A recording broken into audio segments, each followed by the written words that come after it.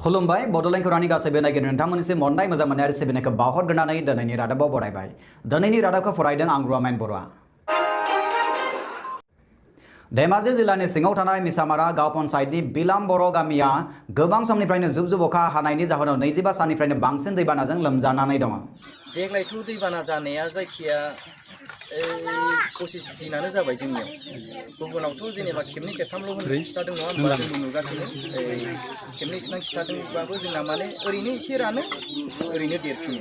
माने हा होनाय नुजाखायाखै। बिराद खस्थ' खालामनानै जों गुबुन बोसोराव एसे एनै बासियो नालाय जों माइ गायदोंमोन। सोरबा बिगानै सोरबा फुरासे सोरबा 3 बिगा बिदि माइ गायदोंमोन।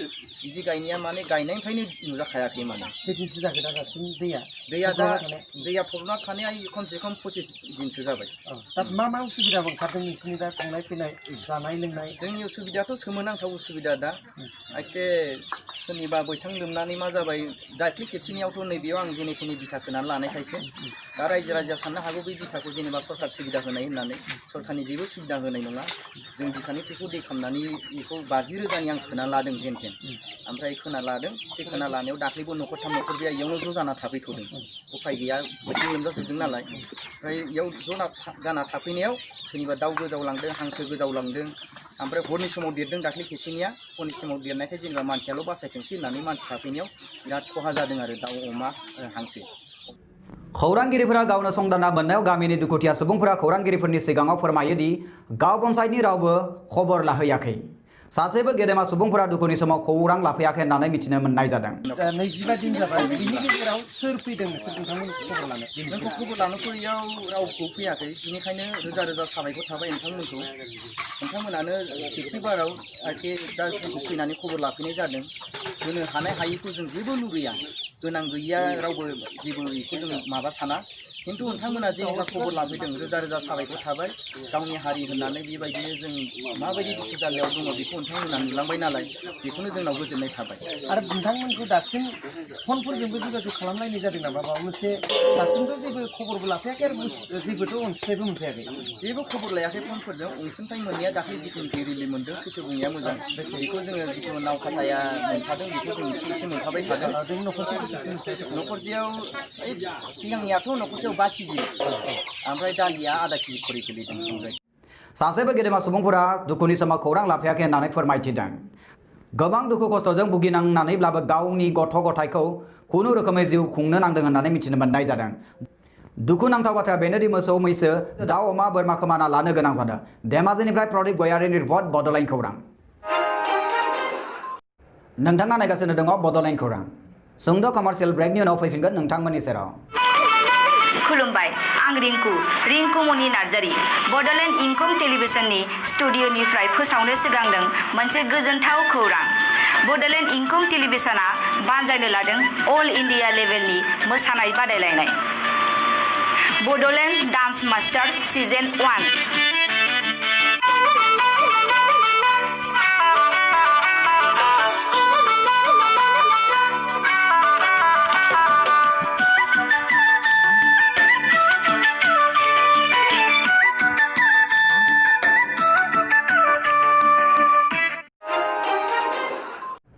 दानिया फैफिनदो बड'लेण्ड खौराङाव।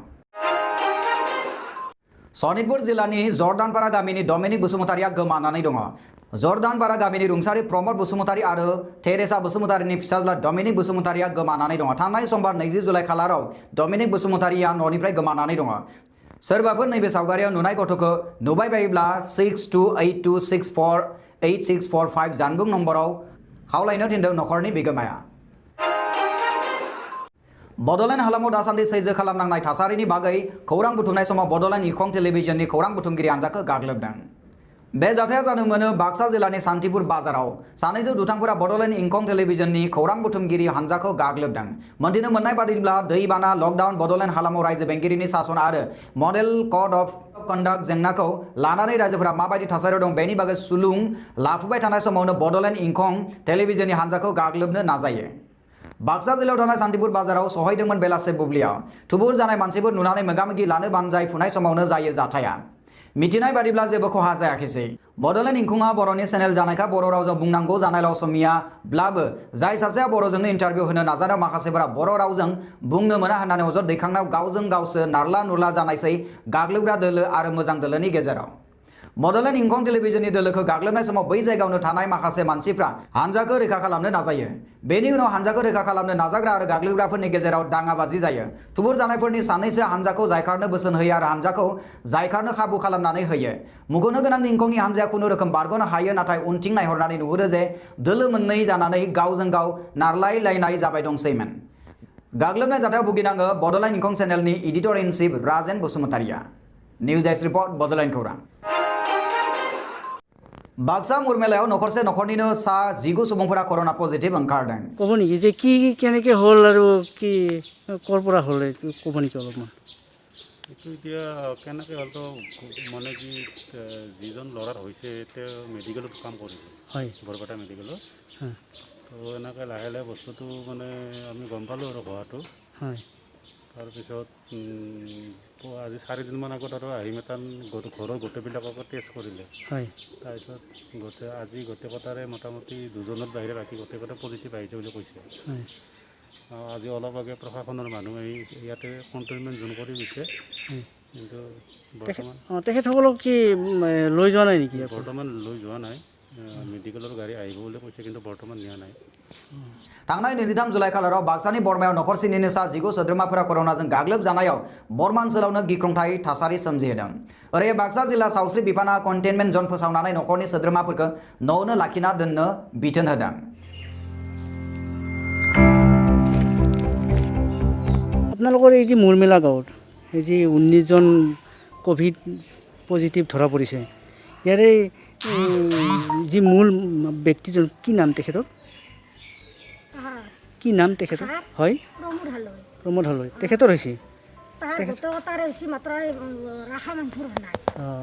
তেখেতৰ হয় নেকি ক'ত কিহত কাম কৰে তেখেতৰ মেডিকেলত কাম কৰে সেই সূত্ৰেই হৈছে বুলি আপোনালোকে ভাবে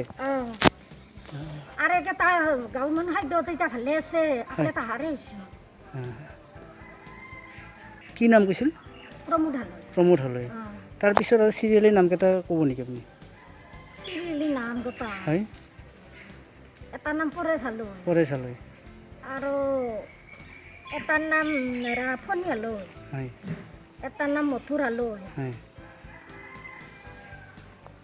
আৰু সেই তাহোঁ ৰাখা মেডিকেলত কাম কৰা দুটা এটাৰ নাম উৎপল হালৈ এটাৰ নাম তপন হালৈ আৰু এই সৰু সৰু চলিগতাৰ নামটো নাজানো ভালকৈ মই मुरमेलायाव बेबायदि गिख्रंथाव सन्देरनाय गासै ओनसोलावनो सुबुं गोसारलानाय गिनाया नुजाखांदों निउज डेस्क रिपर्ट बड'लेण्ड खौरां